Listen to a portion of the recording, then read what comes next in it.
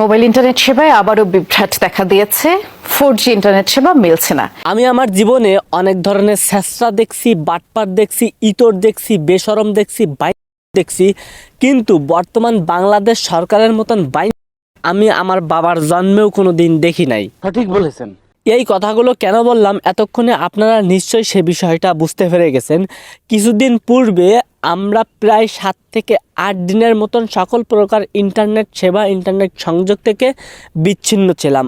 আমাদের এই প্রশংসনীয় চুতমারানি সরকার আবার সেই ইন্টারনেট সংযোগ বন্ধ করে দিছে, ইন্টারনেট সংযোগ বিচ্ছিন্ন করে দিছে। তারা হয়তো মনে করছে ইন্টারনেট সংযোগ বন্ধ করে দিয়ে আমার ভাইদের ভিতরে যে একতা আছে সেইটাকে তারা বিনষ্ট করবে।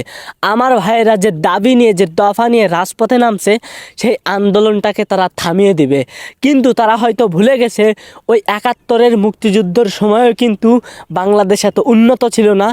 বাংলাদেশের ওই সময় ইন্টারনেট যোগাযোগ ব্যবস্থাও কিন্তু এত ভালো ছিল না, কিন্তু বাংলার দামাল ছেলেদের মনোবল কিন্তু ছিল, তাদের ভিতরে একতা কিন্তু ছিল।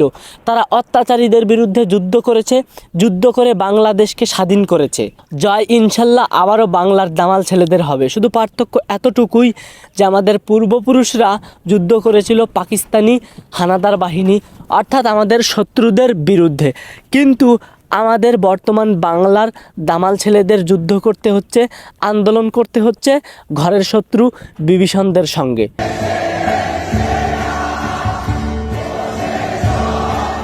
ছাত্র আন্দোলন শুরু হওয়ার পর বর্তমান স্বৈরাচারী অত্যাচারী সরকারের অভিনয় দেখতে দেখতে, তাদের কারচুপি দেখতে দেখতে আমরা পুরো হাঁপিয়ে গেছি। এখান থেকে কিছুদিন পূর্বে যখন আমাদের 7-8 দিনের জন্য ইন্টারনেট সংযোগ ছিল না, 7-8 দিন পরে যখন আমরা ইন্টারনেট সংযোগ পাই, তখন আমাদের জুনাইদ আহমেদ চুদির ভাই টুকু, জুনাইদ আহমেদ পলক ভাই, আমাদের তথ্য প্রতিমন্ত্রী বলে যে আমাদের ডেটা সেন্টারে নাকি কারা আগুন লাগিয়ে দিয়েছিল, এই জন্য আমাদের ইন্টারনেট সংযোগ এতদিনে বন্ধ ছিল। আসলে এইখানে একটু ভুল রয়েছে, এখানে একটু ভুল বলেছে আমাদের তথ্য প্রতিমন্ত্রী। সে লজ্জায় আসলে বিষয়টা ক্লিয়ার করতে পারতেছে না। বিষয়টা আমি আপনাদেরকে এক্সপ্লেন করে বোঝাই।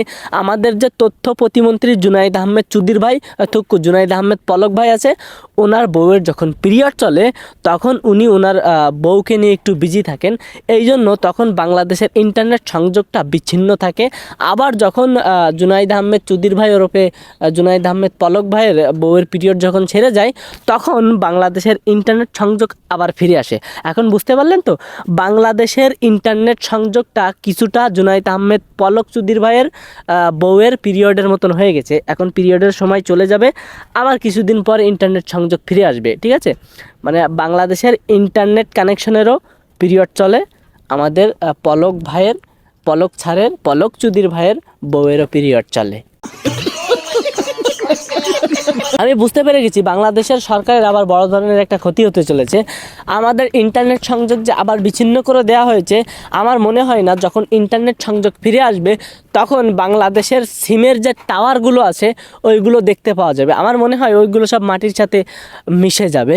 তারপরে যদি ওয়াইফাইয়ের সংযোগটাও বিচ্ছিন্ন হয়ে যায়, আমার মনে হয় না কোনো বাসাবাড়িতে, কোনো ভবনে আমার মনে হয় না যে ওয়াইফাইয়ের কেবল বা ওয়াইফাইয়ের তার পাওয়া যাবে, বা স্থানীয় যেসব ওয়াইফাইয়ের ডেটা সেন্টার, মেশিন অমুক তমুক আছে, আমার মনে হয় না ওগুলো তোমার জায়গায়, মানে নির্দিষ্ট জায়গায় থাকবে। আমার মনে হয় ওইগুলো সব খালে চলে যাবে। দীর্ঘ 7 থেকে 8 দিন ইন্টারনেট সংযোগ থেকে বিচ্ছিন্ন ছিলাম, কই আমাদের একতা তো কমে যায়নি, আমাদের একতা তো বিচ্ছিন্ন হয়নি, ছাত্ররা তো রাজপথ থেকে ফিরে যায়নি, এখনও যাবে না।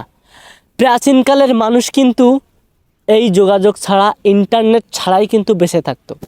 তাদের ভিতরে কিন্তু যোগাযোগ হতো, তথ্য আদান প্রদান হতো, তারাও কিন্তু বেঁচে থাকতো। ইন্টারনেট সংযোগ ছাড়াও এই 24-এর ইয়াং জেনারেশান বেঁচে থাকতে পারবে। এই 24-এর ইয়াং জেনারেশান ইন্টারনেট সংযোগ ছাড়াই তাদের আন্দোলন চালিয়ে যেতে পারবে। যতক্ষণ না পর্যন্ত তাদের দাবি মেনে নেওয়া হচ্ছে, ততক্ষণ পর্যন্ত তারা রাজপথে থাকবে। তাই ইন্টারনেট সংযোগ থাকুক আর না থাকুক,